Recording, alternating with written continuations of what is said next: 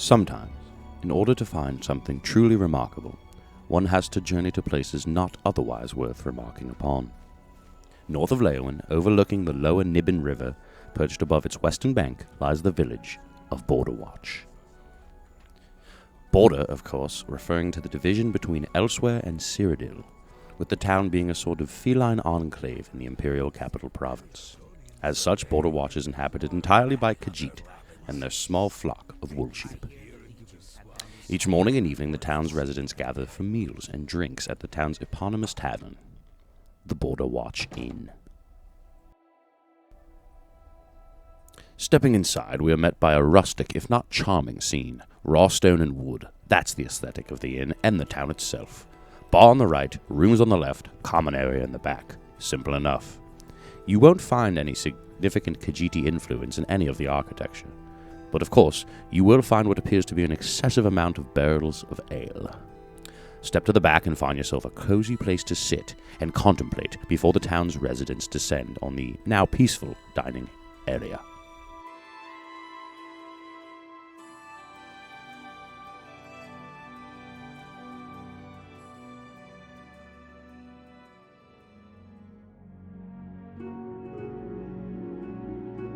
You're always welcome in Borderwatch.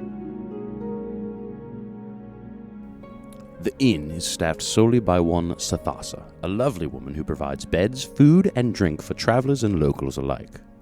She also happens to be the proud curator of the town's most significant attraction, its renowned cheese museum.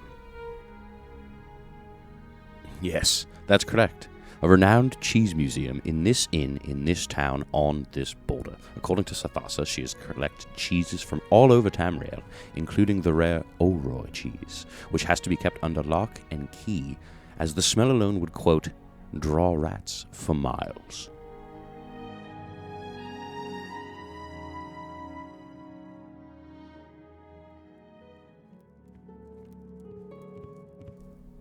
There are 2 rooms available for rent, both quite spacious, but don't expect any luxury accommodations. Recall the aesthetic of the town. The beds, while a bit scratchy, are warm and should provide a restful night's sleep. You're always welcome in Borderwatch.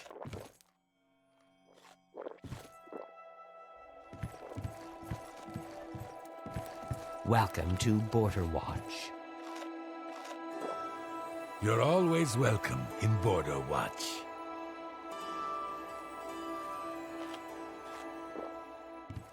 My, isn't everyone friendlier with a belly full of ale and good cheese?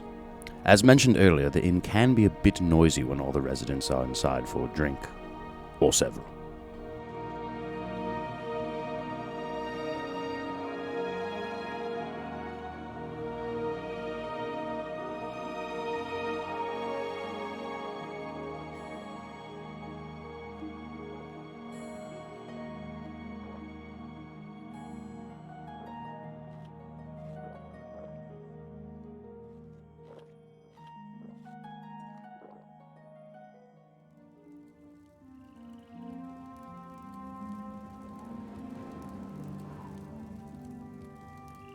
A special edition of the Black Horse Courier was published shortly after our stay at the inn.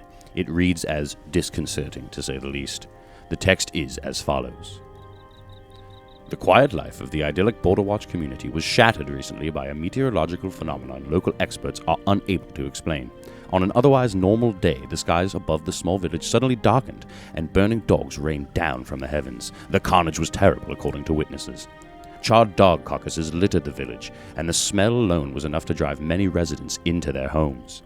When asked about the event, local mage and weather expert Castus Philidus had this to say.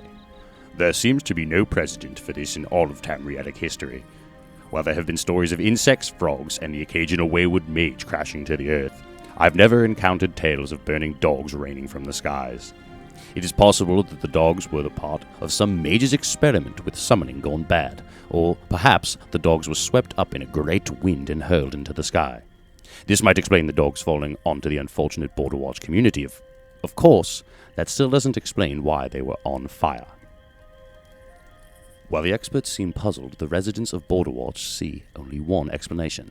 "It is the end of the world," said one resident who asked not to be named in this article. "The Skahara prophecy tells us that this will happen. The rats, the sheep, we are all doomed, doomed." Prophecy? Mages?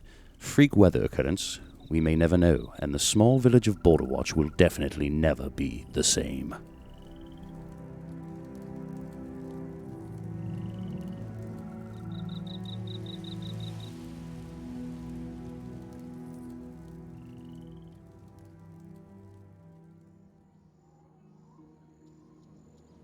While we would love to recommend a visit to Borderwatch and a stay at the inn, the absolute bizarrery found in the preceding article prohibits us from doing so in good conscience.